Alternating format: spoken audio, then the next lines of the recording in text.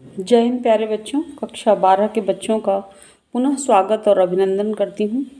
और रामचरितमानस के प्रसंग को, जो कि लक्ष्मण मूर्छा और राम का विलाप वाला प्रसंग है, इस प्रसंग को आगे बढ़ाते हुए आपके सम्मुख जो प्रेम की धारणा है, भगवान श्री राम के हृदय में जो लक्ष्मण जी के प्रति प्रेम के भाव को किस प्रकार गोस्वामी तुलसीदास जी ने प्रकट किया है, वह अनमोल है।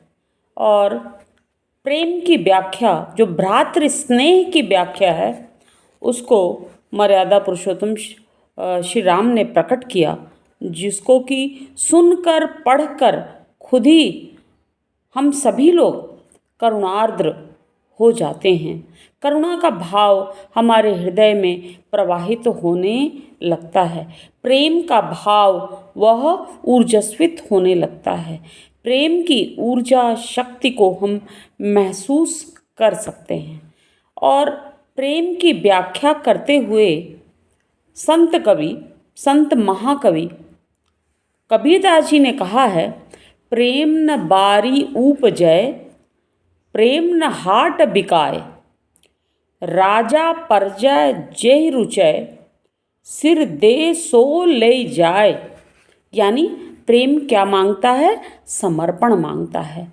तो उस लक्ष्मण जी ने अपने भाई की रक्षा के लिए वो राक्षसों से, यानी रावण के परिवार से वह युद्ध किस प्रकार करते हैं, उनकी वीरता अपरंपार है। वो शेषनाग के अवतार भी कहे जाते हैं। तो अपनी ऐसे प्रेम को इन पंक्तियों में गोस्वामी जी ने किस प्रकार प्रकट किया है, वो भी चौपाई छंद में, जो कि आपके सम्मुख पेश करना चाहूँगी। सो अनुराग कहाँ अब भाई, उठऊ न सुनि मम बच बिकलाई।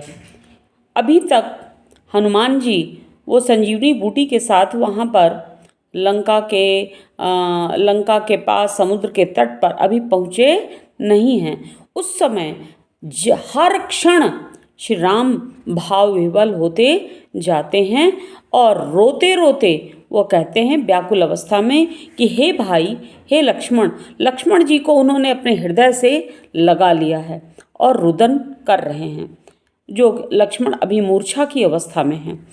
हे भाई, सो अनुराग कहाँ अब भाई। हे भाई, आप तो एकदम निष्प्राण पड़े हुए हो। तुम्हारे प्राण ऐसा लग रहा है कहाँ अटक गए हैं। मैं तुम्हें जीवंत अवस्था में देखना चाहता हूँ, तुम क्यों नहीं उठ पा रहे हो। हे भाई, मैं किसी को क्या मुँह दिखाऊंगा। आगे वो कहते हैं, जौं जनत्यों बन बंधु बिछोहू, पितु बचन मन त्यों नहीं ओहू। ये अवधी भाषा में रामचरितमानस को प्रस्तुत किया गया है। तो अवधी भाषा में वो कहते हैं, गोस्वामी तुलसीदास जी की भाषा है, यदि मैं, राम जी कहते हैं, यदि मैं जानता कि जंगल में तुम मेरे साथ चल रहे हो और उस जंगल में ऐसे संकट की घड़ी में यदि हमारे बंधु का, परम प्रिय भ्राता का विछोह हो जाएगा, वियोग हो जाएगा, तो वियोग और शोक को समझकर मैं अपने पिता के वचन को कभी स्वीकार नहीं करता। पितु बचन मन त्यों नहीं ओहू। पिताजी ने जो वनवास लेने की आज्ञा दी थी, उसको मैं शिरोधार्य करके अपने माथे पर रख कर पिता की आज्ञा का पालन किया और वनवासी जीवन व्यतीत किया। मैं पिता की, यदि मैं जानता कि लक्ष्मण से मेरा विछोह हो जाएगा, तो मैं पिता की आज्ञा का पालन कभी नहीं करता। सुत बित नारी भवन परिवारा, हो ही जाहि जग बारहि बारा। वो श्री राम जी रोते हुए कहते हैं, सुत यानी पुत्र, बित का अर्थ होता है वित्त माने धन, वैभव, नारी माने पत्नी, यहाँ पर पत्नी से अर्थ है। भवन परिवारा, भवन यानी मकान, महल इत्यादि, और परिवार हो ही जाहि जग बारह ही बारह, ये सभी पुत्र, धन, नारी और महल, आवास स्थल और परिवार को इस संसार में बारंबार बार बार पाया जा सकता है। फिर आगे कहते हैं, अस विचार जिय जागहु ताता। हे तात, हे छोटे भाई, हे अनुज, हे मेरे प्रिय भाई, यह विचार कर तुम पुनः जागृता अवस्था में आ जाओ। तुम उठ जाओ हे भाई, मेरे प्राण मुख को आ रहे हैं, मैं अपने आप को रोक नहीं पा रहा हूँ। मिलई न जगत सहोदर भ्राता। इस धरती पर यदि कोई भाई बिछड़ जाता है तो अपना सगा भाई वो कभी दोबारा उसको पाया नहीं जा सकता। पुत्र को प्राप्त किया जा सकता है, धन को प्राप्त किया जा सकता है, पत्नी को पाया जा सकता है, परिवार की वृद्धि की जा सकती है इस संसार में, लेकिन अपने सहोदर भाई यानी सगे भाई को दोबारा प्राप्त नहीं किया जा सकता। इस भाव को समझते हुए हे भाई पुनः जागृत हो जाओ। जथा पंख बिनु खग अति दीना, मनि बिनु फनी करी बर कर हीना। बड़े सुंदर उदाहरण के साथ मर्यादा पुरुषोत्तम श्री राम लक्ष्मण से कह रहे हैं, जिस प्रकार मैं कैसा अभागा हो गया हूँ, कितना मैं अपने आप को छोटा महसूस कर रहा हूँ, मैं कितना अधिक असहयोगी महसूस कर रहा हूँ।